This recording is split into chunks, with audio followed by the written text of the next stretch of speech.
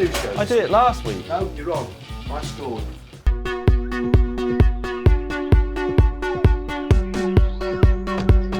Coming up on today's show, the last big cyclocross races of the season take place in Belgium. We wrap up the latest stage races, including the Tours of Qatar and the Mediterranean, plus look forward to the upcoming Tour of Oman. There's a further boost to women's racing with another new announcement. RCS Sport are forced to change the route of this year's Milan-San Remo. Plus, of course, we've got our regular features, tech, tweet and caption of the week.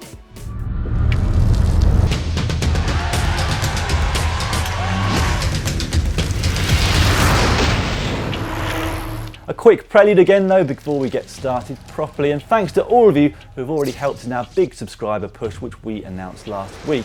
We're up to 191,000 now, so only 9,000 off the big 200. Don't forget that for all of you who we see sharing our videos on social media, you'll be in with a chance of winning some GCN goodies including t-shirts, bottles and cycling kit.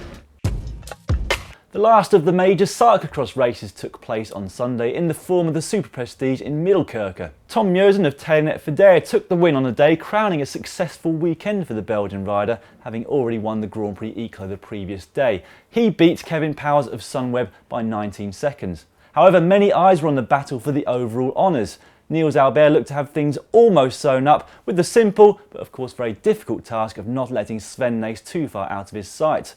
Nys finished third on the day and Albert an agonising 7th. This left the two riders on equal points, but after a countback, Sven Nys was awarded the overall title. Albert said that the race summed up his season as a whole, close but not close enough. On to caption of the week now, and last week you may remember this photo where I gave this caption. I'll get you started. Marcel Kittel, I arrest you on suspicion of speeding. And the winner is Mike Scholar, who simply said, where do the cleats go? Well, this week's picture features Kittel's teammate John Degenkolb, who was in the leader's jersey at the Tour of the Mediterranean in France and was caught filling his bottles up with alcoholic drink. Leave your captions in the section below this video and the best one will receive a GCN bidon without the alcoholic drink. Hot on the heels of ASO announcing a brand new women's race to coincide with the last day of the Tour de France, Tour of California organisers have announced that there will be 2 days of women's racing at this year's event. A Criterium in Sacramento on the 11th of May will be followed up the day after by a time trial where the women will compete over the same course as the men. We hope that you enjoyed our alternative commentary from the final stage of the Tour of Qatar, but for those who missed it, here's a roundup of the race. Well, nobody was able to take that gold leader's jersey away from Nicky Terpstra, who had claimed it on the first day. In fact, the whole event was dominated by Omega Pharma Quickstep, who placed 5 riders in the top 9 overall, and it also marked a return to form for their leader Tom Bonan, who won stage 2 from a small group and again on stage 4 in a sprint finish ahead of Andre Greipel. The young Aussie Michael Hepburn won the Stage 3 time trial in his first outing in the colours of Australian time trial champion. Greipel made up for the Stage 4 defeat by winning on Stage 5 and went into the final day as the hot favourite. However, he and his Lotto Belisol team were outgunned by Arnaud Demar of FDJ, who had clear daylight between himself and second place finisher Bernati of Tinkoff Saxo. We've got a winner in our Selfie of the Week competition, with this one sent in by Esther Clinton simply saying, "Giss a kiss." Well, your wish is our command, Esther. Matt Stevens is on his way. And whilst we're on the subject of Matt Stevens, he's not the only one who can pay to make it look like he's got fans. As proven by this photo sent in by Alfie Franks, myself and him at the Tour of Britain late last year. The third and final early season Middle Eastern stage race kicks off this week, the Tour of Oman, with many of the world's top GC riders attending. Believe it or not, last year's event marked the first big stage race win for Team Sky's Chris Froome, and he'll be back to defend his title in what will be the first race of his season. Challenging him will be the likes of Joaquin Rodriguez from Katusha, Vincenzo Nibali of Astana, Rigoberto Urán of Omega Pharma Quickstep and Robert Hessink of the Belkin team. BMC, who've had such a fantastic start to the year, will use the race to kickstart TJ Van Garderen's season as he builds towards his first leadership role at the Tour de France this July. The GC will be strongly influenced by Stage 5, which finishes up Green Mountain. And for those of you who haven't already seen it, we recently released a video giving you 5 riders to watch out for at the race.